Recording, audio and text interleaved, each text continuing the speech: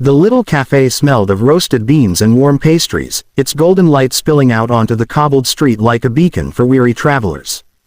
Behind the counter, Alina moved with a practiced rhythm, her hands steady even as the queue thickened near lunchtime.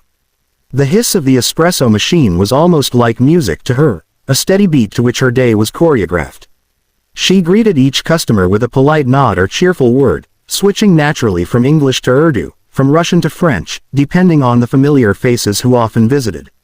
It wasn't just a job for her, it was her classroom. Every cup she served was another chance to practice, another opportunity to listen and respond, to stretch her memory and sharpen her tongue. At night she studied linguistics under the dim lamp of her shared apartment, but here, in this cafe, she had the world's accents walking through the door. She never knew which one would test her next. The little brass bell above the door chimed, and in walked a man who didn't look like he belonged among the students, artists, and families who usually filled the shop. His presence was immediate. Tall, broad-shouldered, impeccably dressed in a dark suit that seemed out of place against the cozy, casual setting. His shoes shone like mirrors. He carried himself with the composure of someone used to commanding rooms, yet there was something uncertain in his gaze as he approached the counter. Alina straightened instinctively, brushing a stray hair behind her ear as she welcomed him with her usual smile. "Good afternoon. What can I get started for you today?" she asked in English, her voice calm despite the growing line behind him.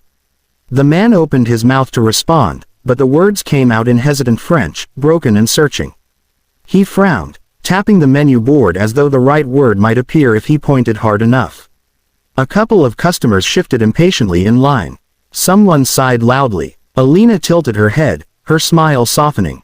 She caught the strain in his voice, the discomfort in his hesitation. Instead of hurrying him, she leaned forward just slightly, her eyes kind. "Bonjour," she said, switching smoothly into French. "Vous voulez un café au lait? Ou peut-être un cappuccino?" His head snapped up, relief flooding his face. The tension in his shoulders loosened as though a heavy weight had been lifted. His relief was short-lived. As Alina confirmed his order in French, he hesitated again, mumbling something under his breath. This time the words rolled out in a different rhythm, Spanish, fluid but anxious.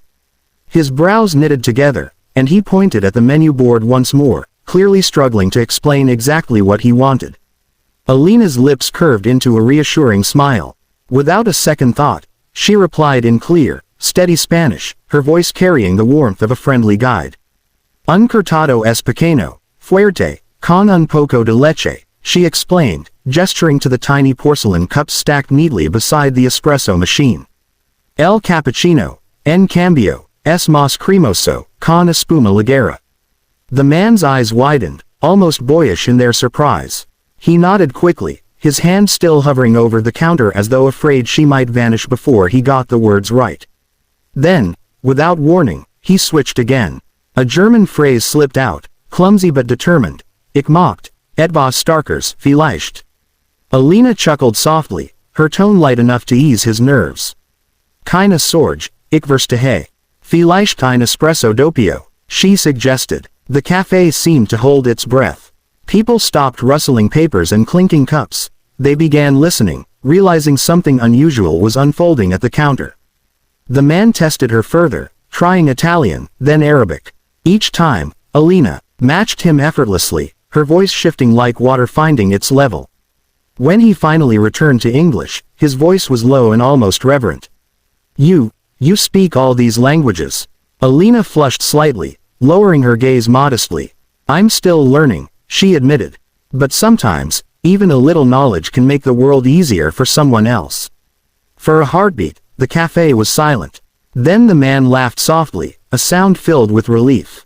He finally accepted his coffee, a steaming doppio in a porcelain cup, but instead of moving aside to the seating area like most customers, he lingered at the counter.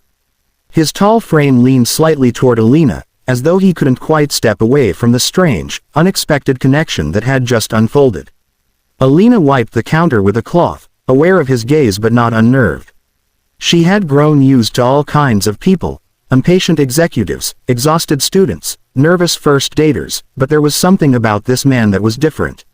Not just his expensive suit or the subtle fragrance of his cologne, but the way he carried silence with weight, as though it had been trained in boardrooms and negotiations. "You're remarkable," he said at last, his English now smoother, more confident. "Switching between languages like that, it isn't common." Alina laughed lightly, shrugging as she reached for the next order ticket. "I practice whenever I can. Working here helps. Every day, someone walks in with a new accent, a new story. It's like a free classroom." The simplicity of her words seemed to strike him harder than she realized. Most people he met flaunted their achievements, framed their skills in polished resumes and numbers. But here was a young woman who treated her gift as something natural, almost ordinary. "Do you plan to do something with this talent?" he asked carefully. Alina paused, tucking a strand of hair behind her ear. "One day, I'd love to work in diplomacy, or maybe as a translator. To travel, to help people communicate on a bigger scale. For now," she gestured to her apron with a small smile. "I'm just saving up for night classes. Every little bit helps." Adrian Keller, the man who in financial circles was known as a global billionaire CEO, hid a flicker of surprise behind his calm expression. In her, he saw more than a barista. He saw a rare gift. The ability to connect. The cafe had regained its usual hum. Cups clinked, the espresso machine hissed, and conversations resumed in little pockets of noise. Yet at the counter, time felt strangely suspended. When she looked up, she found him still standing there, his posture relaxed but his eyes sharp, intent, studying her as though she were more than just a barista. "You said you're saving up for classes," he said at last, his tone thoughtful. "Do you know where those classes might lead you?" Alina laughed softly, though there was a hint of weariness in the sound. "Dreams don't always follow clear paths. For now, it's enough to keep moving forward, step by step. Maybe one day I'll get to travel, work with people, use these languages beyond this little cafe. But until then, I serve cappuccinos."